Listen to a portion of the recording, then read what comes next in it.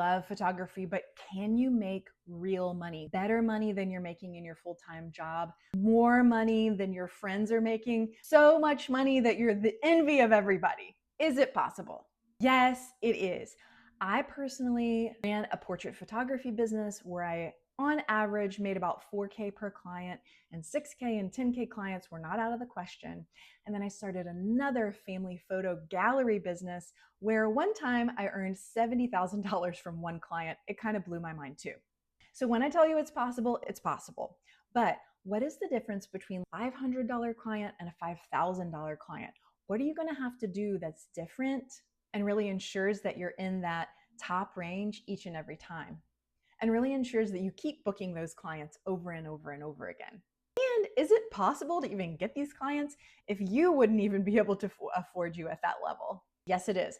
I can tell you that there have been times in my career when I could not possibly have afforded me, but I kept getting those clients over and over and over again. So let's go over what it is exactly that's going to set you apart from the $500 photographers to be that $5,000 photographer. I'm going to give you 4 ways that I set myself apart in my market. And then my 5th way that I'm going to tell you is actually what led to that $70,000 sale. So the first thing that you're going to be is extra responsive, but only within your boundaries. So I know that there are a lot of other luxury service businesses out there, like real estate or interior design, and you're going to fit right in along with these other categories where you are serving a single client, you're priced way higher than your peers, and you're really known for being the best in your market. Now, the reason that I say boundaries is that a lot of times when we get into these high touch luxury services businesses, we think, oh my God, I am a slave now to whoever it is that's paying me. And it's really not true. You can have your weekends, you can have your nights. It's fine, especially in this business. If you become a family photographer like I am, you're serving families, you're serving moms. They have boundaries too. They understand that they don't own all of your time. So set up your boundaries so that you can have a good life. But when you are on, when it is the weekday, when it is your working hours, be extra responsive. Never let 48 hours go by when you don't answer an email. And if for some reason this happens and you overlooked it, or maybe you unexpectedly couldn't get to your email for a couple of days, you do need to apologize and set the expectation that the next time that they email you, you will be on it, you will be in their inbox, you will text them back, you will call them back. I cannot tell you the number of times, it's a lot, it's like a surprising amount actually, that I have booked a really good client because all of the other photographers that they reached never replied to them.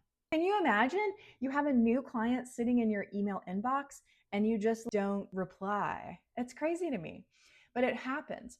So you being the early bird that catches the worm, where somebody emails you and you email them back within an hour because it's a weekday anyway and you're sitting at your desk or you're working at your coffee shop and you see them pop up on your phone, that surprisingly wins those higher end clients just because they are very used to having a bunch of vendors in this high-end space, and they are generally used to the level of service that comes with that level of spend.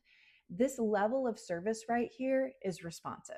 So you're automatically going to set yourself apart right off the bat by just being a very responsive vendor and by supplying all the information that they need. You want to make it easy for them to book you. The second thing is not something that most people understand or know before they get into a luxury service business. And I know I sure didn't. Like, it really took me some study to understand what this was. And that is that you want to be a boutique and not a dress barn. What does that mean? It means that whatever is on your pricing menu or whatever is on your site, whatever it is you offer, should be very limited and niche. So yes, you can shoot headshots and weddings and family portraits in the same photography business. However, you are going to curate down the number of images that you show to only the best of what you can do. Those images are going to have a very consistent look. And then when your clients inquire, what comes to them is not like the takeout menu at a Chinese restaurant. It's not pages of options. When you give them that, you cause them to have to do work. What you want to do is think of the way in your market for your people. Geography makes different clients everywhere. Your clients are not my clients, probably. What is it that I'm going to offer? Because that is the best thing for this type of client. Let me give you an example. So, for instance, back when I was offering only framed prints, I only had 5 sizes on my menu. I did not offer every single size because that's really hard to look at when you're looking at a pricing menu. And now doing mini sessions because I'm a single mom, because I need my life to be simplified, because I want to make most of my money on 10 weekends per year. Now, what do I have? I have 3 or 4 print sizes in my gallery for after the session. And I think I have 2 or 3 digital options. That's it. The less products and prices you offer, the easier it is for them to make a decision. The easier it is for you to look like you know what you are doing. The less kinds of things that are on your website and the more cohesive the look, the more it looks like you are an expert. Okay? So that's what I'm driving to is I want you to look like an expert who's been doing this for a minute, who knows what they're doing, and they have already weeded all the noise down so that you just have that one good layer to choose from. And look, these days, hyper niches are in. You could be the mini session photographer who only does styled minis, only in the fall, only for families of elementary school age kids and younger. It's okay to decide what it is you want to do and then to go hyper niche on it. Why? Because your people are out there, and the more niche you are, the more it looks like no other photographer can compete with you. Let's talk about the third point, which is time. When you become that high-end photographer, going from $500 sessions, or maybe even you're lower than that, to those multi-$1,000 sessions, you can expect that your time will kind of balloon in terms of spending it on clients, spending it on products, spending it on marketing. And that's okay. That's what you want to happen. You want to be pouring in care and intention into all of your processes and products and shoots so that you can ensure that you're really delivering at that high-end luxury level. So what does that mean? It means, just like I said before, you're going to curate those products and you're going to spend probably a long time deciding what goes on that menu. And then quality control. When I was primarily a framed art photography studio, the amount of time that I spent on product was enormous in a week compared to all the other things that I did. And that we're talking about after the session, after editing. So each image, before it went out to my print vendor, I would just fine tooth comb it, because you don't want what you see as a digital file coming back as a 30 by 40. And then all of a sudden you spot a booger, right? Which has actually happened many times. A booger or milk crust on the kid's lip or something, it's just terrible. So spending a lot of time on the front end, making sure that files look good. And then when they come back from the printer or come back from your framer, looking at them again. And let me tell you, I have found plenty of things. One time I found an eyelash, just big. It wasn't mine. I think it was my framer's. So it came back to me, the eyelash was there. I had delivery set up for the next day to that client. That had to be rescheduled. It's always something.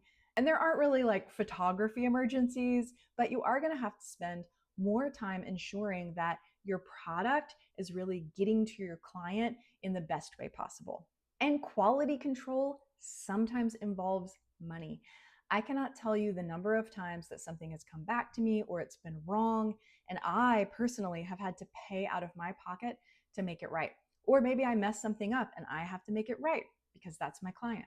So, general rule of thumb is never ever in this high-end business, never send out imperfection just hoping your client won't notice, because they do notice. They're used to spending at that level, and they're also used to having quality come back to them for the money that they spend. And last but not least, this is the one pointer that I would give you, and this is what led to that $70,000 sale. Do not be afraid to change anything and everything based on the conversations that you're having with these clients of yours. So I told you that I made this $70,000 sale in my family photo gallery business.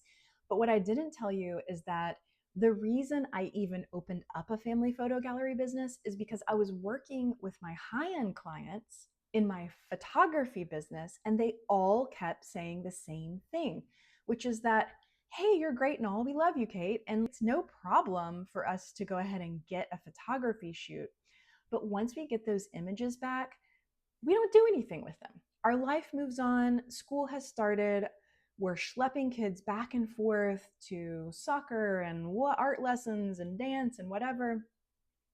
The last thing that we need is to approach this project for which we have no skills and make a good decision and decide what sizes go on the wall. I just heard this over and over and over again because I was in those high-end sales sessions and I was listening closely. And after a certain point, I was like, gosh, you guys are all saying the same thing, moms. So I decided to start that family photo gallery business, which took all of my skills as a photographer plus a little bit of interior design zhuzh and rolled it all up into one. And I ended up doing this business where I would do a start to finish, so design, build, install of a family photo gallery. And it took off immediately. My first sale was like 11K. It really blew me out of the water because I really wasn't used to making consistent money like that in my photography business. And then those sales were always super good and then went all the way up to this crazy good client of 70K. So when I say listen to your clients and listen in such a way that you are writing down ideas for how to change little things, big things, the whole thing about your business to respond to your client pain points. If you hear them say something is hard or they don't like something or man, that was a lot of work, boom, that is your opportunity to fix it in a way that sets you apart, makes you the sought after photographer in town, and makes those clients want to book you again and again because you've really solved what is most painful for them. All right, if you want to hear more about my family photo gallery business, I have not made a video yet, but I will definitely do it if you guys start dropping in the comments that you want to know more about it. I'm happy to do it. It's a great business, great for photographers or anybody who's aesthetic and creative, and it can make really good money. That's it. I hope this helped you guys. Let me know how everything goes in the comments and hit subscribe because I am dropping videos every day.